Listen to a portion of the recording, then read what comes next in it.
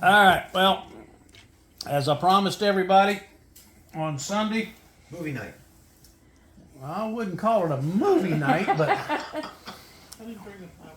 Multimedia. yeah. No, it's not multi, it's only one Okay, media. One media and his talking. Okay, now, as a reminder,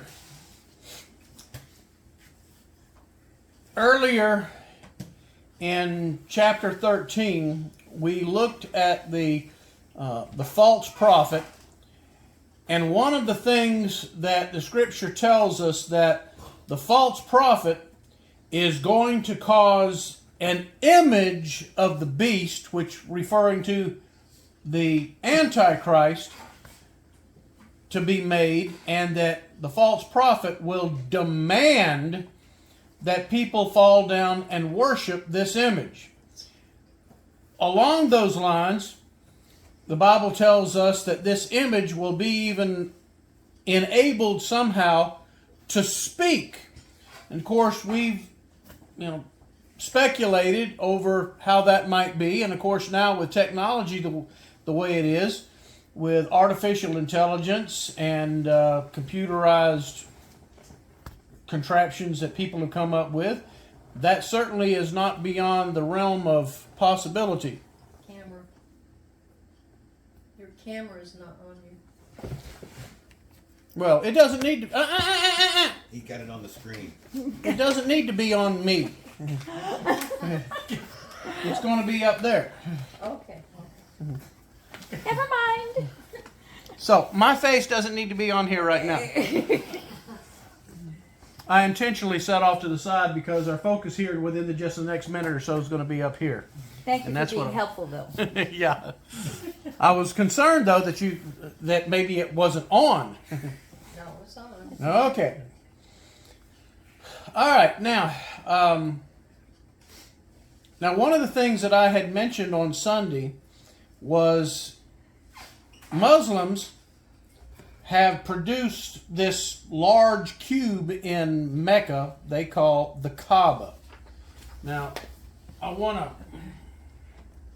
a little something about that a few days ago. all right, what was that? Something about that if they don't circle the Kaaba 7 times in the proper manner with the proper mindset and kiss the stone, that they lose their salvation and they go to hell. Sounds about right. Well, this big black cube, by the way, that, as you can see from the city in the background, that is Mecca. Are those people? Those are people. In fact, let me get a little close-up view here. But that black thing in the middle of Mecca, that is the Kaaba. And yes, as you can see, those are thousands of people bowing down and worshiping this cube. The absolute epitome of idolatry. Yeah. What does the cube represent? I mean, other than Supposedly, this location, it's more that the location than the thing, that is where Muhammad allegedly received his revelation from God that then became the Islamic religion. That he supposedly was delivered the scripture of the Quran, and that this cube commemorates the exact location that they believe that happened. And this, by the way, of course, you can't tell from this, but this whole city is out in the middle of the Arabian desert. So that would be like us building a monument on the spot on the Damascus Road where Paul had his revelation. Pretty much. And then worshiping there. Well, now, anyway, that's the whole point of why this thing is there. But regardless of what explanation they give, it's pretty obvious that these folks, they're worshiping it. And as I said, that's the absolute epitome of idolatry. But it gets even better. In the corner of that Kaaba is this little rather strange looking contraption here. And inside of that, there is a stone. What's the matter? I'm trying to make it so you can see that because it's not actually focused on the screen. Well, it's the best I could get it. Okay, that's better. Okay. There's a stone inside of this that I have yet to be able to figure out exactly what the significance of this stone is, but I do know that as they're marching around this Kaaba, they consider it a extreme blessing and privilege to be among the select few that can pause at this spot, stick their head in there, and kiss this stone. And you recall that I read you a passage from the Quran on Sunday that said that they believe that the time will come that this stone, and that's where it is, that this stone will at some point speak a revelation from God. And I just find that a little too coincidental that the Muslims who are worshiping this thing in their own religion believe that the time will come when this stone will speak, and then compare that with Revelation chapter 13 that says that the image of the beast during the tribulation period will then speak and that people will fall down and worship it. And of course we know that anywhere Islam has taken a foothold, what is their one demand of everybody? Convert or die. Yeah, you worship or die. Doesn't take too much to kind of put 2 and 2 together and come out with 6 on this one. Or 3 sixes. Yeah, or that. Oh, not again. And you can see you got Muslims lined up to stick their head in there and kiss this thing. Too bad it's not a guillotine. I'm sure they'll have some of those. All right, now, before we go on to this next little part, any questions on that? All right, now, for what Merrill has been waiting for. How do we figure out what the mark of the beast is? Well, first of all, I am not going to sit here and tell you that I know beyond any shadow of a doubt what that is. Anybody that would tell you that is a false prophet. But I'll tell you what I have come in my research to think that it very well could be. I'm not going to say it is, but it could be. And as we get into this, you'll see why, in fact, I think it's a good candidate for that. Now, what we do know is the Bible tells us very clearly the number of the beast is 666. And as Merrill mentioned, I'm going to show you why there is a difference between 666 and 666. It is not the same. And make no mistake about it, the Bible says the number of the beast is 666. Now, in Greek, again, I know Meryl's going to say, looks like Greek to me. I looked up the Greek. All I right. got the answer. Okay. In Greek, that is the letter chi. You've got what we would consider a capital key on the left, and you're thinking, looks like an X to me. No, it's a key in Greek. And then that would be what in Greek they refer to as minuscules. We would just call it a little letter. Now, what's interesting about this, and again, this is an important consideration as we get into this. The minuscule letters, the ones on the right, did not come into usage until the end of the 1st century, beginning of the 2nd century, and they were not generally used across the board. For example, copies of the New Testament that were written in Greek were not written universally using minuscule letters until about the 8th or 9th century. That's the big variable in all of this, and you'll see why that's a consideration again here shortly. But the minuscule or little Greek letters apparently were recognizable and in some cases used by the beginning of the 2nd century. Now, having said that, does anybody remember when did John write the book of Revelation?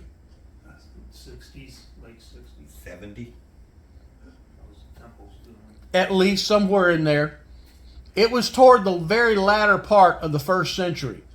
So now whether John was familiar with minuscule letters by that point is very debatable. So that's the big rock on the table in this whole thing. Is it possible John recognized and used minuscule letters by then? It's possible, but you couldn't make a point, you couldn't make a case for it.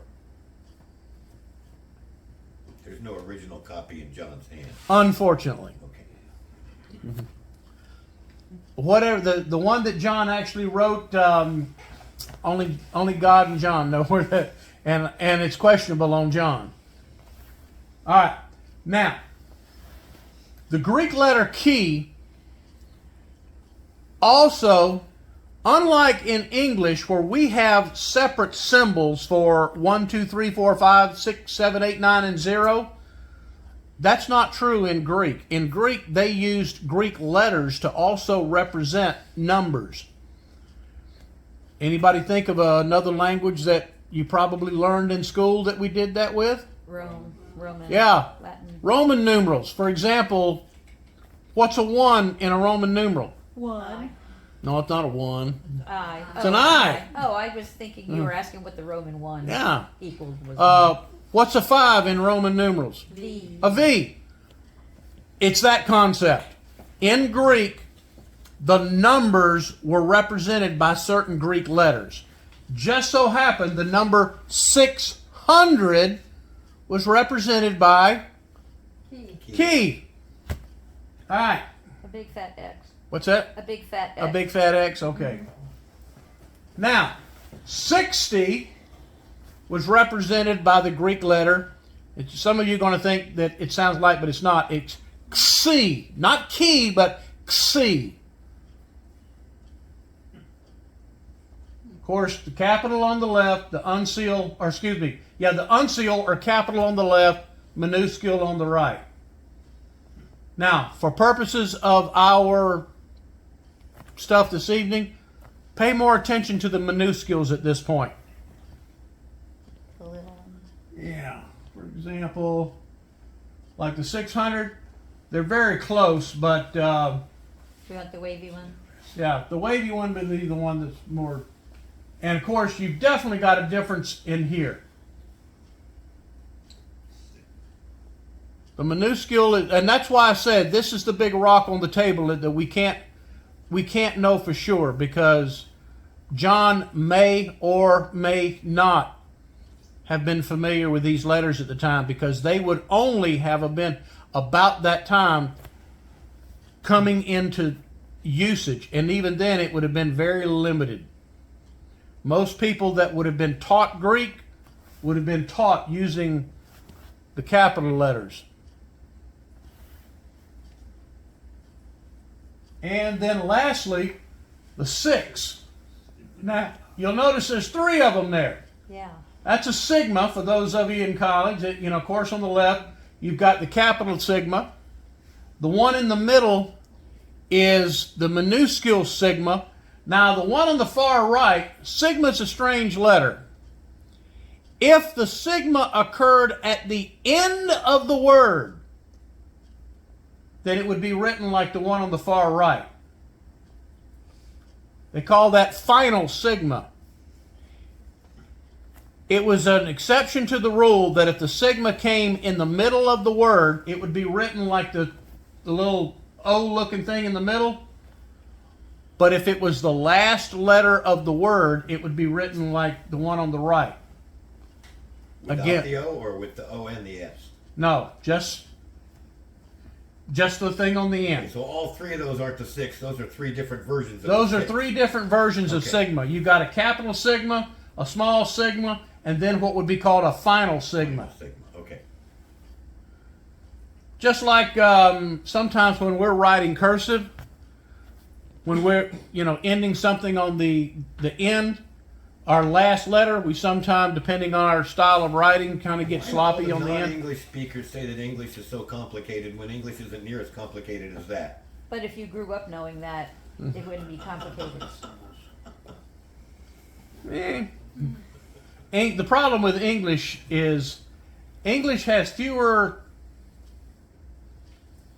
rules and things of that sort than Greek does, but Greek has got way more tenses and variations. But what makes English hard is after you learn the few rules of English, then you got to learn the 583,000 exceptions to the rule. Just like I before E, except, After C and when sounding like A as in neighbor and way. and even there's exceptions to that sometimes, after C, there's exceptions to that rule. So, but Sorry. anyway, but pay attention to the final sigma. So, big question. What's the difference between 666 versus 666? Which is what so often you hear people say, well, the mark of the beast is, or the number of the beast is 666. Now you're going to see why that is not true. There is a difference. If you're writing in Greek, 3 6s would look like that. Little sigma, final sigma. Whereas 666 would look like that. Now you see why there is a difference? Only in Greek, there isn't one in English. Only in Greek. Okay. But there isn't one in English. That's the point I was trying to make. When you write, and see, go back a slide. You put spaces between those 6s, and that's the point I made the other day. Uh-huh. We don't write it 6 space 6 space 6. We write it 666 with no spaces, which is correctly read 666. Yeah, in English. That's right. So there is no difference in English. Only in Greek is there a difference. Children, children, children. But see, that would be also like telling me that the King James Bible, if it's good enough for Jesus, is good enough for us. I don't get the corollary. Sorry. English didn't exist when Jesus walked the earth.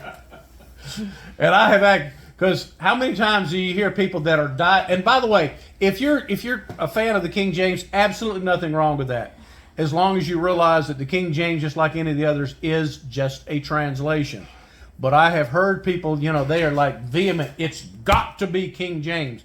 Well, guess what, folks? Jesus did not use King James Bible because English didn't exist when Jesus walked the face of this earth. And the King James Bible itself didn't even come into existence until, early part of the 17th century, When there was a King James. when there was a King James. And the King James Bible that we have now is not the 1611 King James. It was the addition from 100 years after that, but that's a whole other issue. All right, so that's the difference. That, in the original Greek of Revelation that John wrote, that is what the 666 would have looked like if, and here's the big issue, if he used minuscule letters. And you'll see why that is a big question as we get to the next part of this.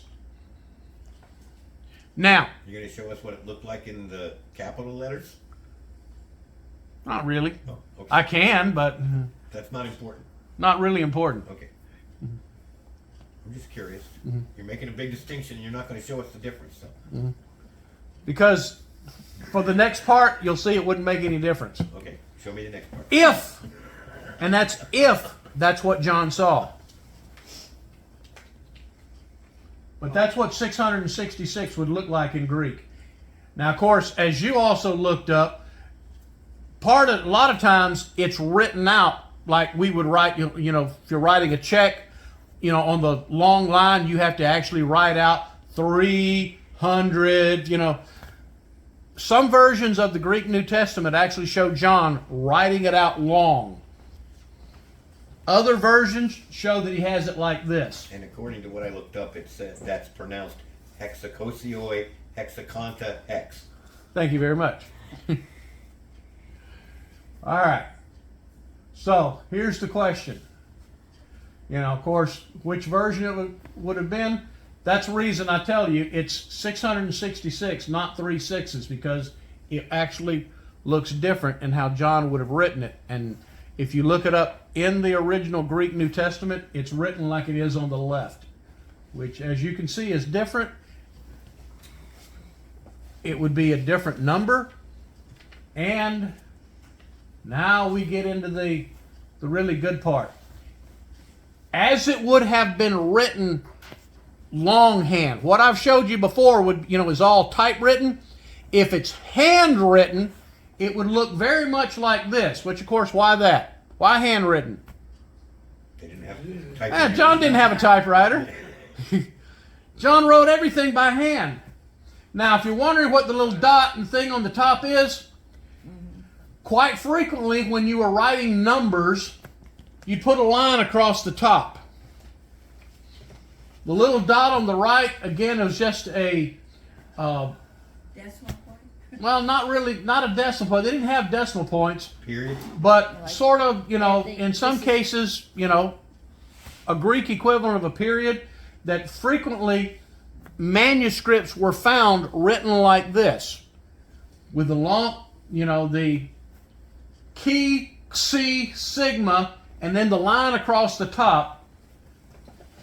That's how it often would have been written and how you would have found it in a handwritten copy of the New Testament. Try to keep that in mind. Now,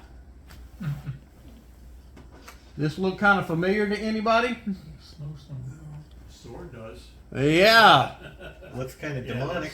it does. That's their thing they have on the flag. In Islam, Islam has what they call the Shahada, which is their statement of faith. There is no God but Allah, and of course it continues on, and Muhammad is his prophet and all that junk.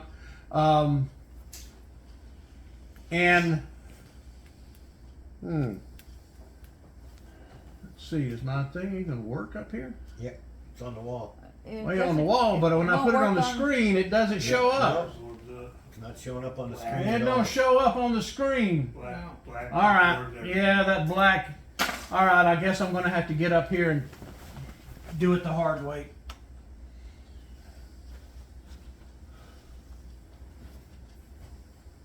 Right. Also, by the way, keep in mind, Greek reads like English does, left to right. Arabic reads like Hebrew, right to left. What do you see right here in the middle of this? Key. Uh-huh. What do you see right here? A W. Right here. What does that look like? Sideways, Say that louder. sideways. Sideways. A sideways Squiggly do. C. Yeah, spookily do. It's just been turned sideways, and then down here, kind of looks like, uh-huh. Wonder if my mouse will work from over here. Ooh. So their statement is there's no God but the beast? You could say that. Yeah, pay attention, you know, look especially in the area in the little red circle, right in the middle of the Islamic statement of faith. What do you see? 666. 666. 666. By the way, that is the Arabic shorthand for that Shahada statement? Other than the fact that the C has been flipped sideways, what do you see? I see a lot of swords and I see a snake. Snake probably be a good way to describe it. Yeah. Compare the two there. This is what John wrote when he said the number of the beast was 666. Compare that with the Islamic shorthand for the Shahada. C, or key, a sideways C. There's that little mark there. And while that's not exactly a sigma, if John is trying to describe what he saw, is it that far off? No.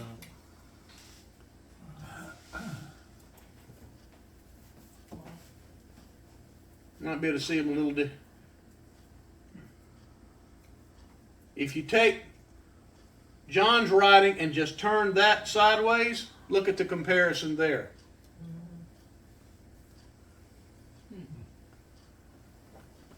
That's why 666, not 666.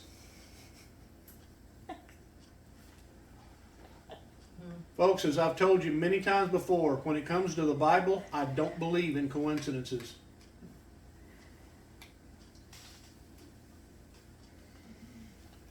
Now, consider this. Good grief. Yeah. This is what Muslims call the Bismillah, which is another version of their statement of faith that says, that's translated loosely, in the name of Allah. Once again, what do you see right in the middle of it here? Same thing. Well, there's other ones up on the top. Uh-huh.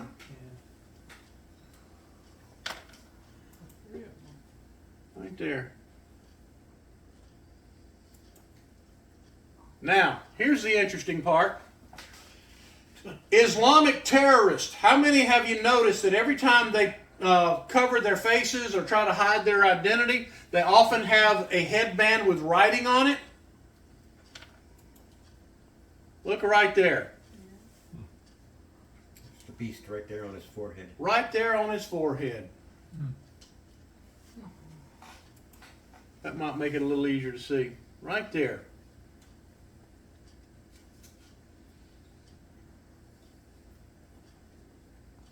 You think that's what John possibly saw? By the way, similar thing there on that one.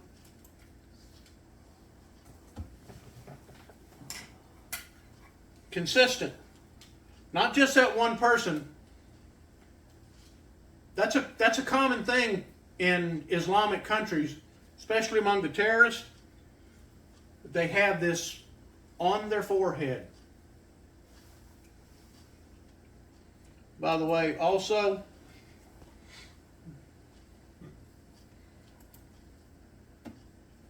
that's the flag of Saudi Arabia. What do you see right in the middle of it? Mm-hmm.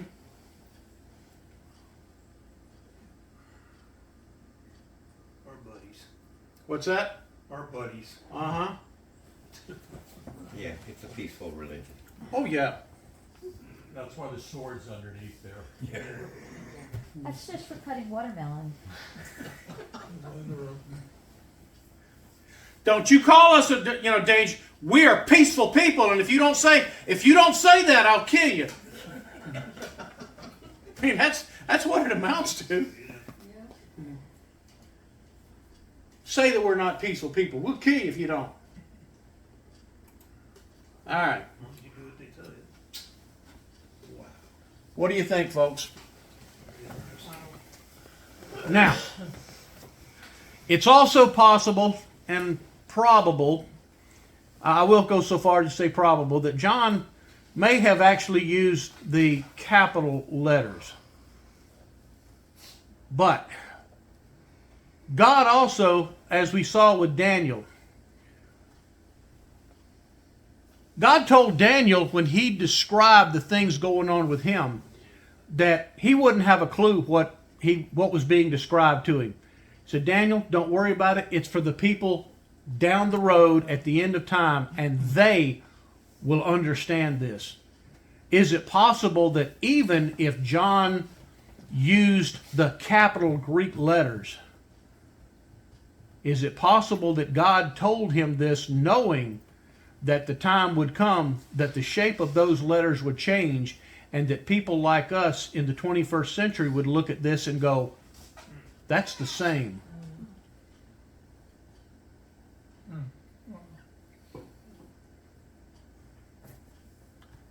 But this is also one of the reasons why I am convinced that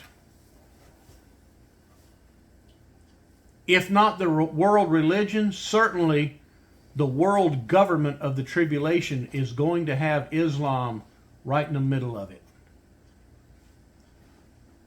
It is a religion of idolatry. It is a religion of satanic proportions that are beyond our imagination. And by the way, if you ever come across anybody that says that Christians, Jews, and Muslims all worship the same God, they don't know what they're talking about. The God of Islam is not God. Satan. It is Satan. They worship the God of this world. And unfortunately, they're too blinded to know the difference. Well, of course, Sarah didn't think she could have a kid. You've talked a little bit about the potential for the new Babylon to be potentially the European Union. And Could how be. The European Union has 10 countries and 7 royal families. And I watched a video yesterday. The guy was talking about how it's prophesied, and I don't remember the exact quotes for the prophecies, but that when Babylon was destroyed, that the tree was cut and a band was placed around the stump to prevent it from regrowing. And it was prophesied that after a certain period of time, the band would be removed so that Babylon could regrow. And that it was supposed to be 2,520 years of days from the day of the fall of Babylon. And that when you count those years forward, that date coincides with the reunification of Germany. And that it was the reunification of Germany that started the process of the regrowth of the new Babylon. Could be. So we may be already living in the end times. Oh, I believe we're in the end times. I just don't believe we're yet in the tribulation. Tribulation, Yeah. We're gonna watch the tribulation from the balcony. Yes. I think I would be up there looking. Huh?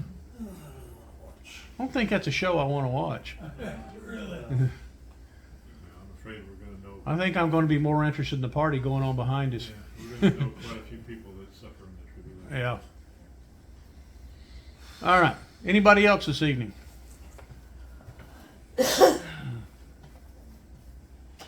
All right.